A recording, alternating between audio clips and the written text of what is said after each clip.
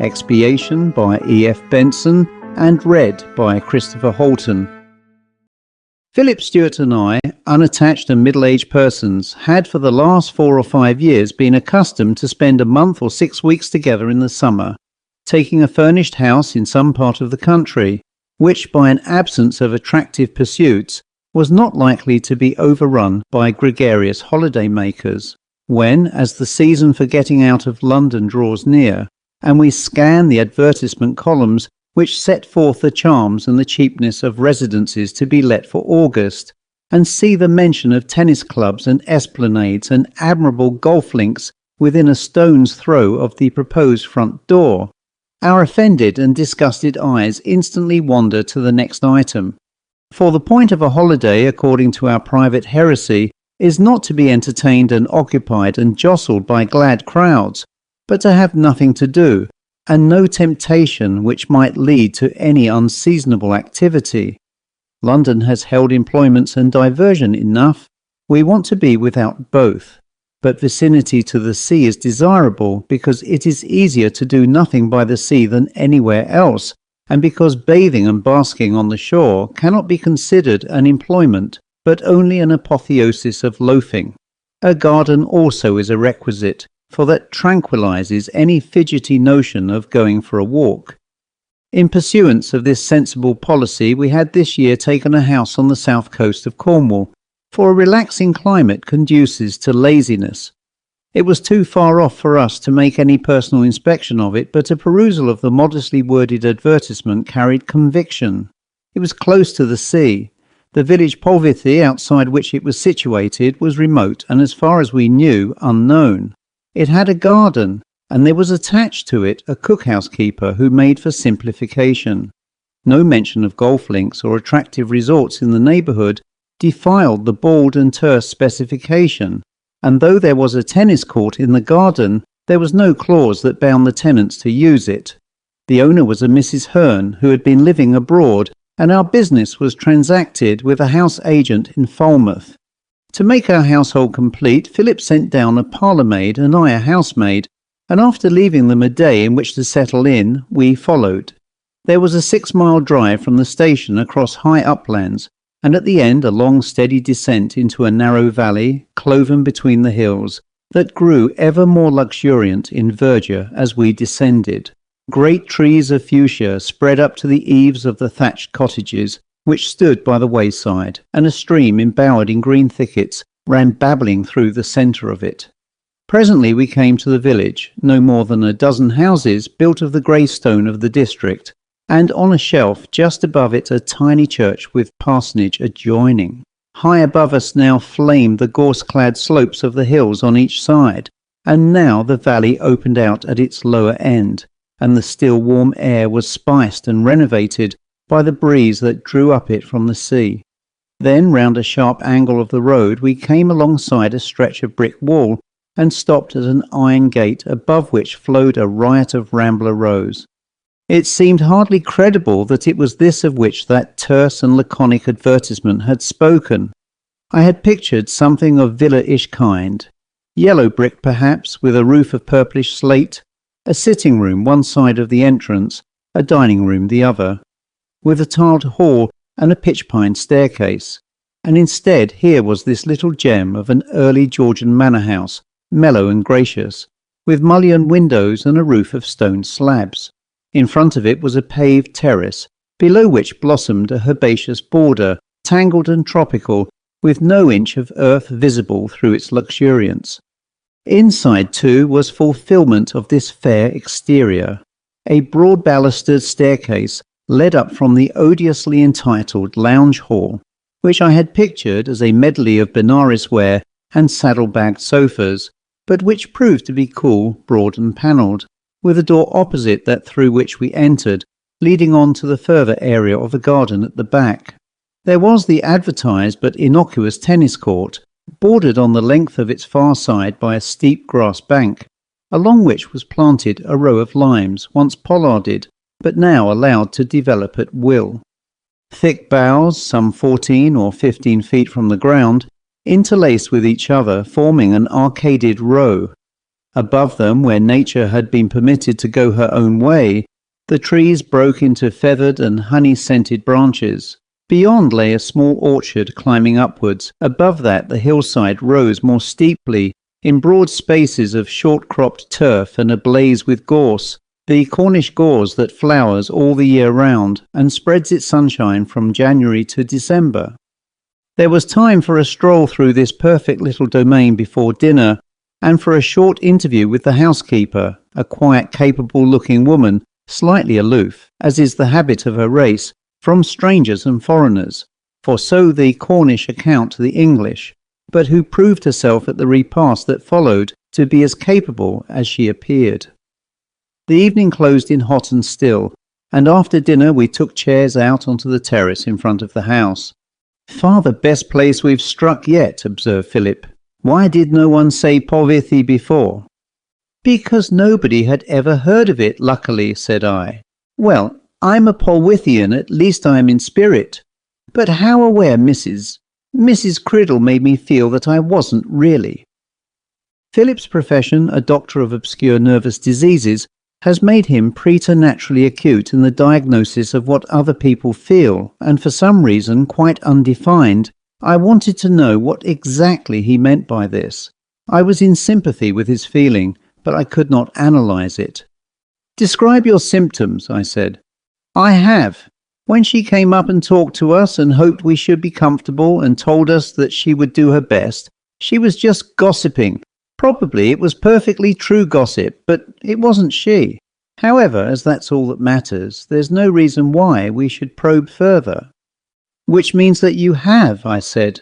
"No, it means that I tried to and couldn't. She gave me an extraordinary sense of her being aware of something, which we knew nothing of being on a plane which we couldn't imagine. I constantly meet such people. They aren't very rare. I don't mean that there's anything the least uncanny about them, or that they know things that are uncanny. They are simply aloof, as hard to understand as your dog or your cat. She would find us equally aloof if she succeeded in analysing her sensations about us, but like a sensible woman, she probably feels not the smallest interest in us. She is there to bake and to boil, and we are there to eat her bakings and appreciate her boilings." The subject dropped, and we sat on in the dusk that was rapidly deepening into night. The door into the hall was open at our backs, and a panel of light from the lamps within was cast out onto the terrace. Wandering moths, invisible in the darkness, suddenly became manifest as they fluttered into this illumination and vanished again as they passed out of it. One moment they were there, living things with life and motion of their own, the next they had quite disappeared. How inexplicable that would be, I thought, if one did not know from long familiarity that light of the appropriate sort and strength is needed to make material objects visible. Philip must have been following precisely the same train of thought, for his voice broke in, carrying it a little further. "Look at that moth," he said. "And even while you look, it has gone like a ghost, even as like a ghost it appeared. Light made it visible, and there are other sorts of light, interior psychical light, which similarly makes visible the beings which people the darkness of our blindness." Just as he spoke, I thought for the moment that I heard the tingle of a telephone bell. It sounded very faintly, and I could not have sworn that I had actually heard it. At the most, it gave one staccato little summons and was silent again. "Is there a telephone in the house?" I asked. "I haven't noticed one." "Yes, by the door into the back garden," said he. "Do you want to telephone?" "No, but I thought I heard it ring, didn't you?" He shook his head, then smiled. "Ah, that was it," he said. Certainly now there was the clink of glass, rather bell-like, as the parlour-maid came out of the dining-room with a tray of siphon and decanter, and my reasonable mind was quite content to accept this very probable explanation. But behind that, quite unreasonably, some little obstinate denizen of my consciousness rejected it. It told me that what I had heard was like the moth that came out of darkness and went on into darkness again. My room was at the back of the house, overlooking the lawn tennis court, and presently I went up to bed. The moon had risen, and the lawn lay in bright illumination, bordered by a strip of dark shadow below the pollarded limes. Somewhere along the hillside an owl was foraging, softly hooting, and presently it swept whitely across the lawn. No sound is so intensely rural, yet none, to my mind, so suggests a signal. But it seemed to signal nothing, and tired with the long hot journey, and soothed by the deep tranquillity of the place, I was soon asleep. But often during the night I woke, though never to more than a dozing, dreamy consciousness of where I was, and each time I had the notion that some slight noise had roused me, and each time I found myself listening to hear whether the tingle of a telephone bell was the cause of my disturbance. There came no repetition of it, and again I slept, and again I woke with drowsy attention for the sound which I felt I expected, but never heard. Daylight banished these imaginations, but though I must have slept many hours all told, for these wakings had been only brief and partial, I was aware of a certain weariness, as if though my bodily senses had been rested, some part of me had been wakeful and watching all night. This was fanciful enough to disregard, and certainly during the day I forgot it altogether. Soon after breakfast we went down to the sea, and a short ramble along a shingly shore brought us to a sandy cove framed in promontories of rock that went down into deep water. The most fastidious connoisseur in bathing could have pictured no more ideal scene for his operations, for with hot sand to bask on and rocks to plunge from, and a limpid ocean and a cloudless sky, there was indeed no lacuna in perfection. All morning we loafed here, swimming and sunning ourselves, and for the afternoon there was the shade of the garden, and a stroll later on up through the orchard and to the gorse-clad hillside. We came back through the churchyard, looked into the church, and coming out, Philip pointed to a tombstone which from its newness among its dusky and moss-grown companions easily struck the eye. It recorded without pious or scriptural reflection the date of the birth and death of George Hearn. The latter event had taken place close on 2 years ago, and we were within a week of the exact anniversary. Other tombstones near were monuments to those of the same name, and dated back for a couple of centuries and more. Local family, said I, and strolling on we came to our own gate in the long brick wall. It was open from inside just as we arrived at it, and there came out a brisk middle-aged man in clergyman's dress, obviously our vicar. He very civilly introduced himself. I heard that Mrs. Hearn's house had been taken, and that the tenants had come, he said, and I ventured to leave my card. We performed our part of the ceremony, and in answer to his inquiry professed our satisfaction with our quarters and our neighbourhood. "That is good news," said Mr. Stevens. "I hope you will continue to enjoy your holiday. I am Cornish myself, and like all natives, think there is no place like Cornwall." Philip pointed with his stick towards the churchyard. "We noticed that the Hearns are people of the place," he said. Quite suddenly I found myself understanding what he had meant by the aloofness of the race. Something between reserve and suspicion came into Mr. Stevens's face. Yes, an old family here, he said, and large landowners. But now some remote cousin, the house, however, belongs to Mrs. Hearn for life." He stopped, and by that reticence confirmed the impression he had made. In consequence, for there is something in the breast of the most incurious which, when treated with reserve, becomes inquisitive, Philip proceeded to ask a direct question. "Then I take it that the George Hearn who, as I have just seen, died 2 years ago was the husband of Mrs. Hearn, from whom we took the house?" "Yes, he was buried in the churchyard," said Mr. Stevens quickly. Then, for no reason at all, he added, "Naturally he was buried in the churchyard here." Now my impression at that moment was that Mr. Stevens had said something he did not mean to say, and had corrected it by saying the same thing again. He went on his way back to the vicarage with an amiably expressed desire to do anything that was in his power for us, in the way of local information, and we went in through the gate.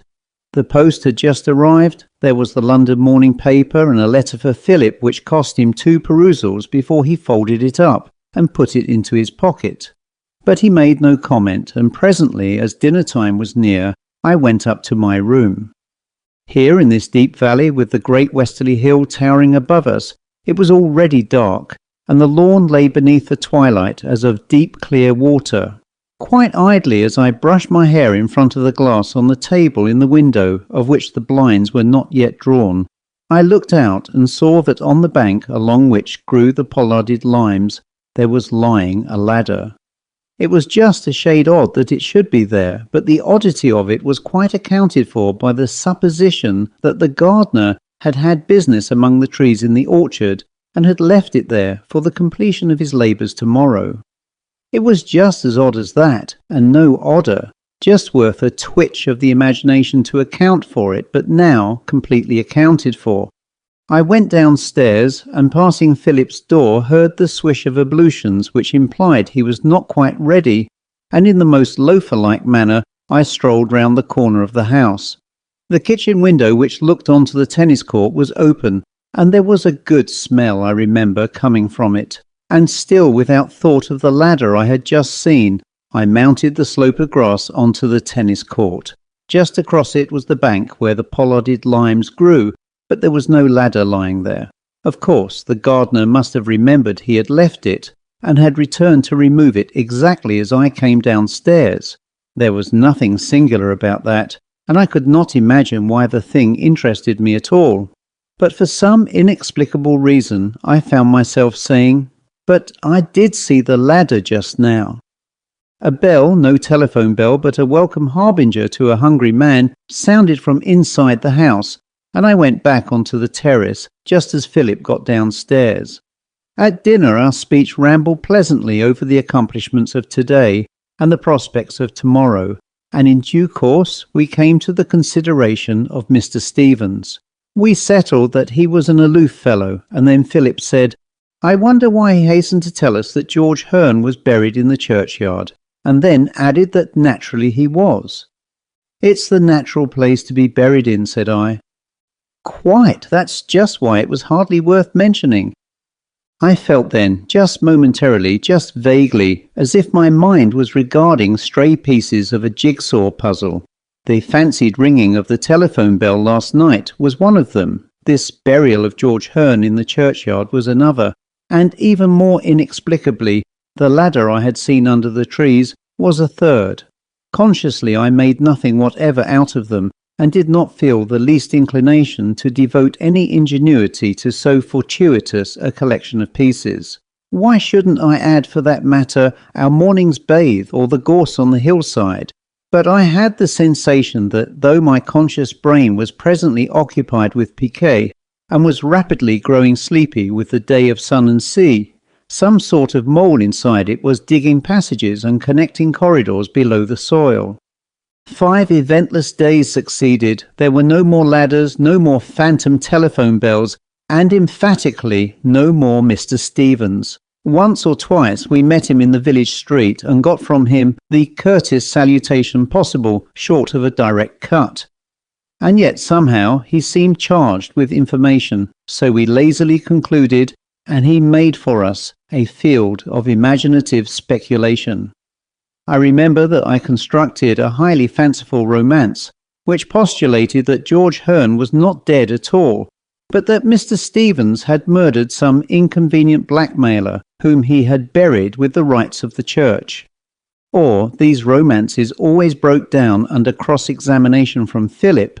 Mr. Stevens himself was George Hearn, who had fled from justice and was supposed to have died.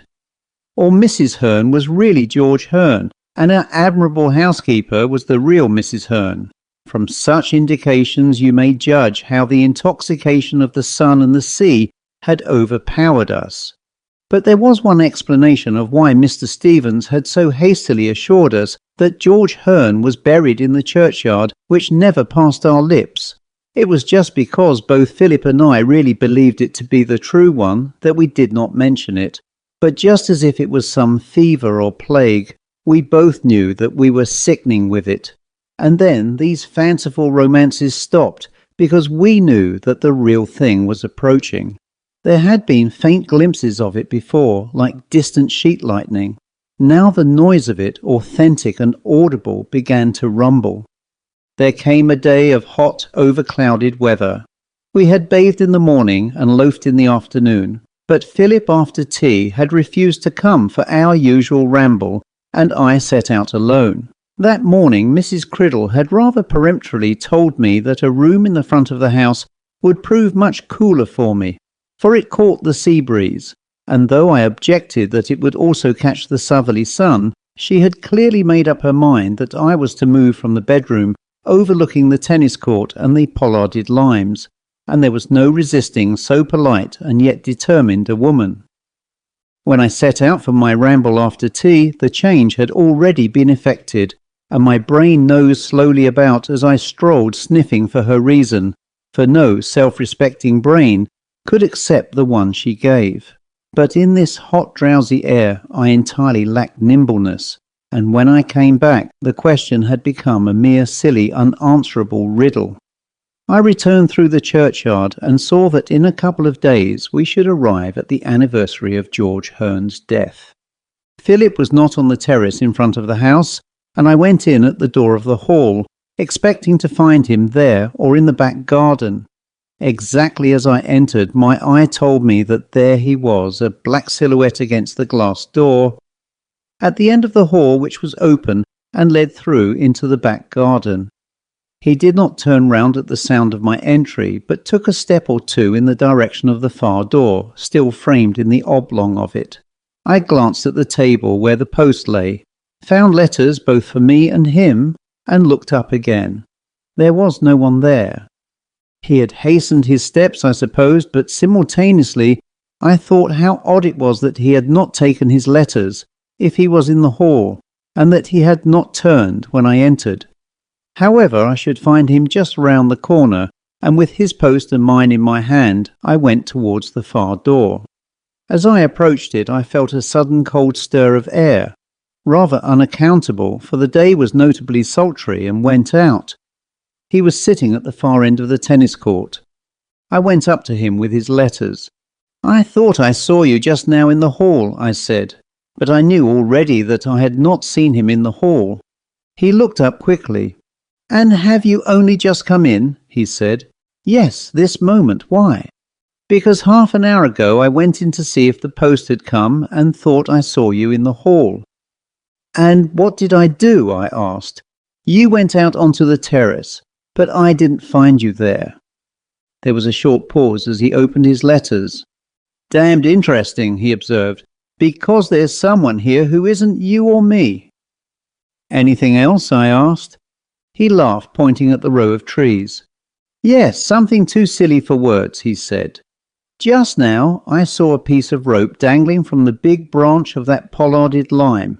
I saw it quite distinctly, and then there wasn't any rope there at all, any more than there is now." Philosophers have argued about the strongest emotion known to man. Some say love, others hate, others fear. I am disposed to put curiosity on a level at least with these august sensations, just mere simple inquisitiveness. Certainly at the moment it rivaled fear in my mind, and there was a hint of that. As he spoke, the parlour-maid came out into the garden with a telegram in her hand. She gave it to Philip, who without a word scribbled a line on the reply-paid form inside it and handed it back to her. "Dreadful nuisance," he said, "but there's no help for it. A few days ago I got a letter which made me think I might have to go up to town, and this telegram makes it certain. There's an operation possible on a patient of mine, which I hope might have been avoided, but my locum tenens won't take the responsibility of deciding whether it is necessary or not." He looked at his watch. "I can catch the night train," he said, "and I ought to be able to catch the night train back from town tomorrow. I shall be back, that is to say, the day after tomorrow in the morning. There's no help for it. Ha! That telephone of yours will come in useful. I can get a taxi from Falmouth and needn't start till after dinner." He went into the house and I heard him rattling and tapping at the telephone. Soon he called for Mrs. Criddle and presently came out again. "We're not on the telephone service," he said. "It was cut off a year ago, only they haven't removed the apparatus. But I can get a trap in the village, Mrs. Criddle says, and she's sent for it. If I start at once, I shall easily be in time. Spicer's packing a bag for me, and I'll take a sandwich." He looked sharply towards the pollarded trees. "Yes, just there," he said. "I saw it plainly, and equally plainly I saw it not. And then there's that telephone of yours." I told him now about the ladder I had seen below the tree where he saw the dangling rope. "Interesting," he said, "because it's so silly and unexpected. It is really tragic that I should be called away just now, for it looks as if the matter were coming out of the darkness into a shaft of light. But I'll be back, I hope, in 36 hours. Meantime, do observe very carefully, and whatever you do, don't make a theory.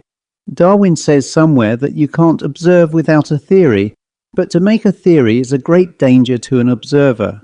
It can't help influencing your imagination. You tend to see or hear what falls in with your hypothesis. So just observe. Be as mechanical as a phonograph and a photographic lens." Presently the dog cart arrived, and I went down to the gate with him. "Whatever it is that is coming through in bits," he said. "You heard a telephone. I saw a rope.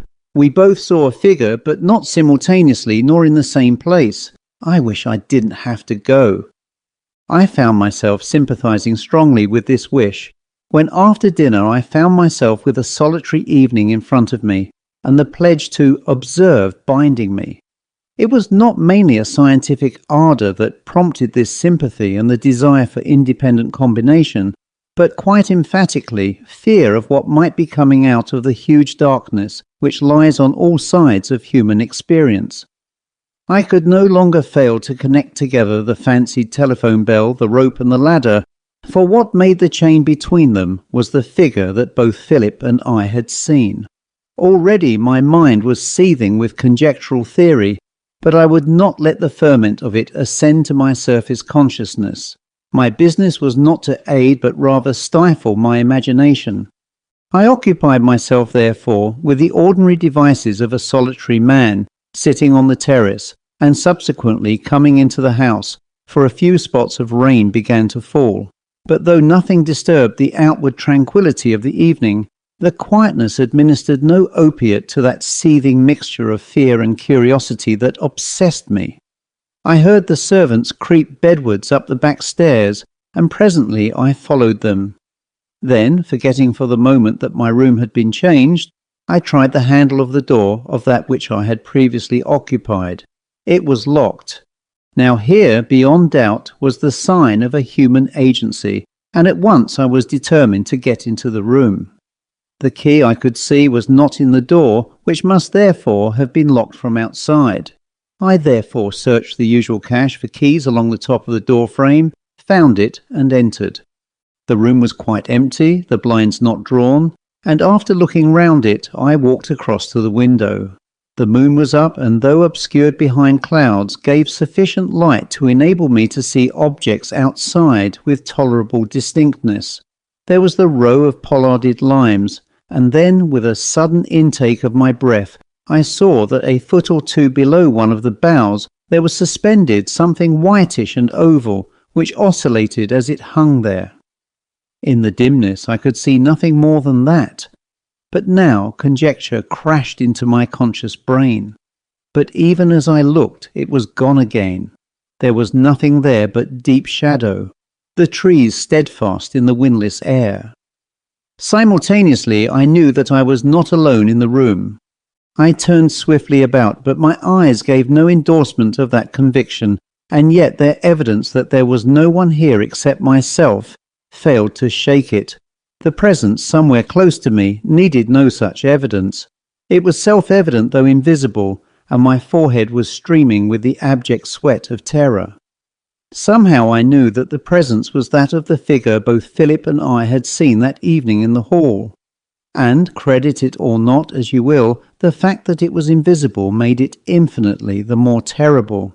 I knew too that though my eyes were blind to it, it had got into closer touch with me. I knew more of its nature now.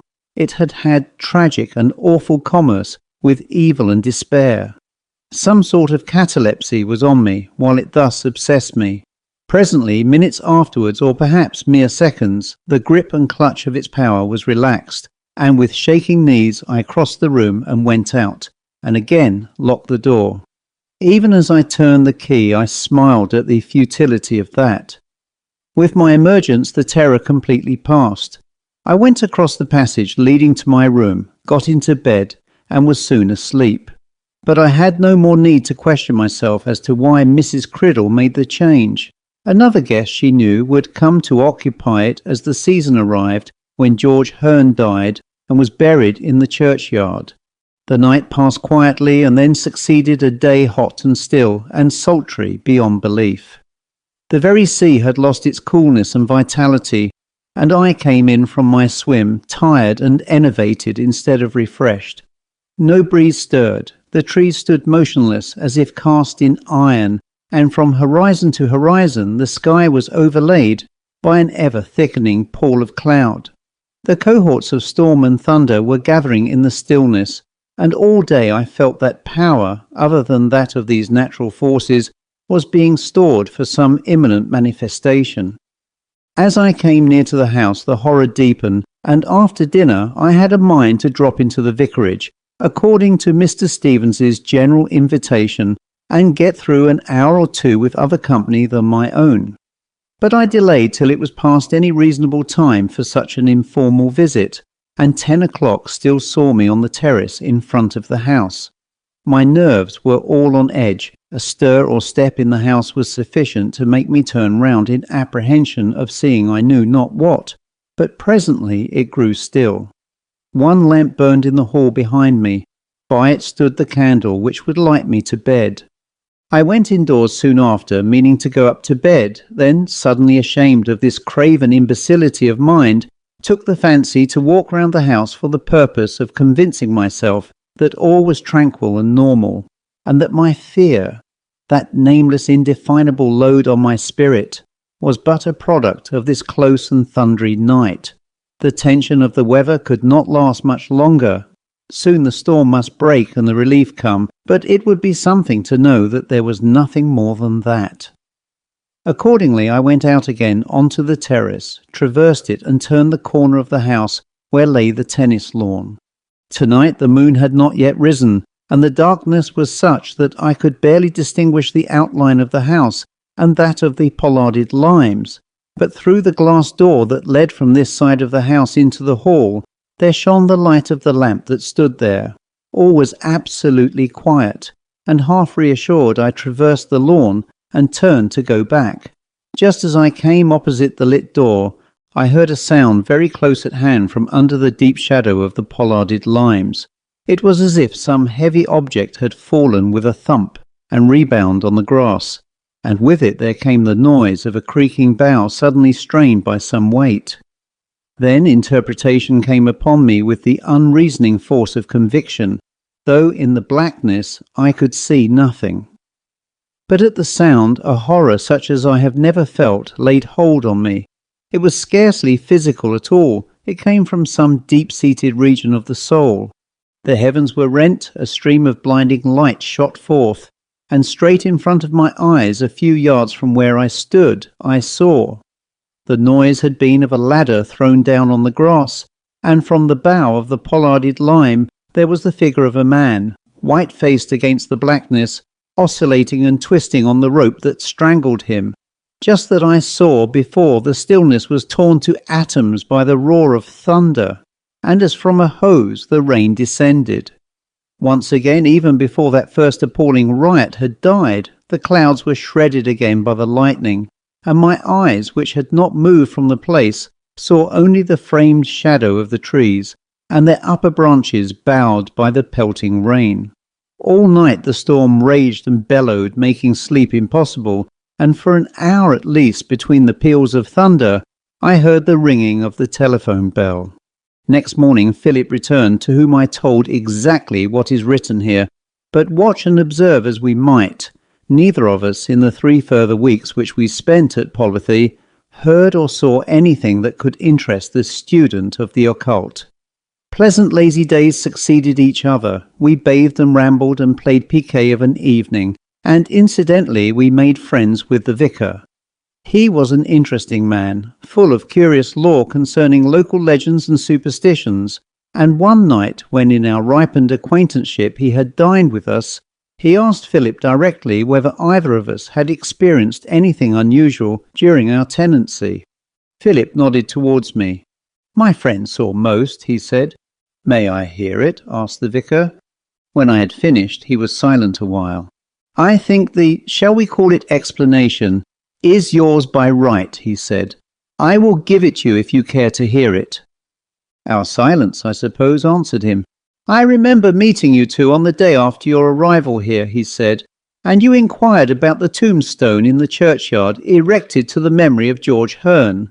I did not want to say more of him then, for a reason that you will presently know. I told you, I recollect perhaps rather hurriedly, that it was Mrs. Hearn's husband who was buried there. Already, I imagine, you guessed that I concealed something. You may even have guessed it at the time." He did not wait for any confirmation or repudiation of this. Sitting out on the terrace in the deep dusk, his communication was very impersonal. It was just a narrating voice, without identity, an anonymous chronicle.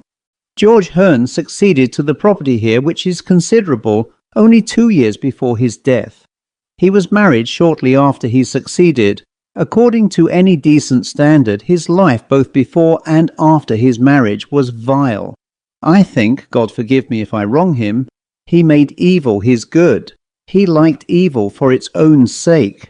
But out of the middle of the mire of his own soul there sprang a flower. He was devoted to his wife, and he was capable of shame.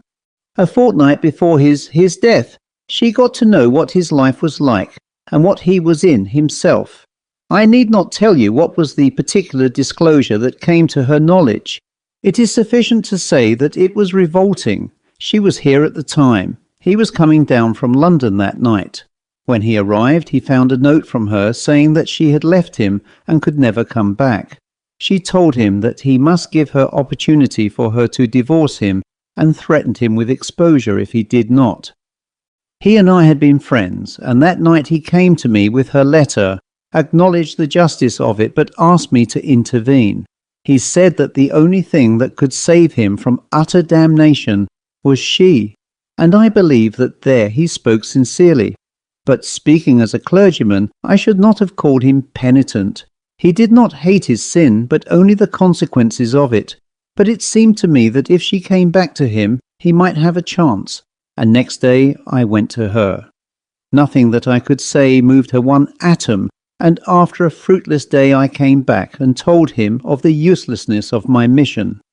Now, according to my view, no man who deliberately prefers evil to good, just for the sake of wickedness, is sane, and this refusal of hers to have anything more to do with him, I fully believe upset the unstable balance of his soul altogether. There was just his devotion to her which might conceivably have restored it, but she refused, and I can quite understand her refusal, to come near him. If you knew what I know, you could not blame her. But the effect of it on him was portentous and disastrous, and 3 days afterwards I wrote to her again, saying quite simply that the damnation of his soul would be on her head, unless, leaving her personal feelings altogether out of the question, she came back. She got that letter the next evening, and already it was too late. That afternoon 2 years ago, on the 15th of August, there was washed up in the harbour here a dead body. And that night George Hearn took a ladder from the fruit wall in the kitchen garden and hanged himself. He climbed into one of the pollarded limes, tied the rope to a bough, and made a slip knot at the other end of it. Then he kicked the ladder away. Mrs. Hearn, meantime, had received my letter.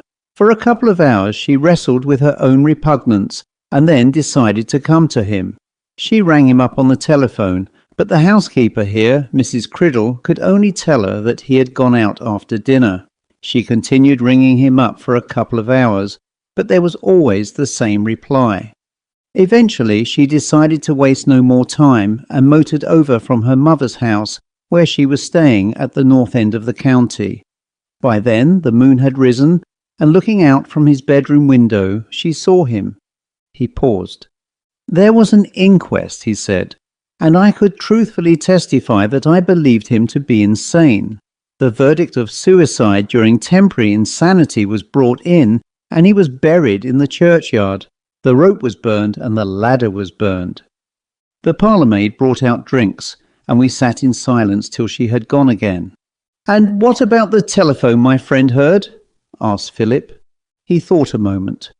"Don't you think that great emotion like that of Mrs. Hearn's may make some sort of record?" he asked, "so that if the needle of a sensitive temperament comes in contact with it, a reproduction takes place. And it is the same perhaps about that poor fellow who hanged himself. One can hardly believe that his spirit is bound to visit and revisit the scene of his follies and his crimes year by year." "Year by year?" I asked.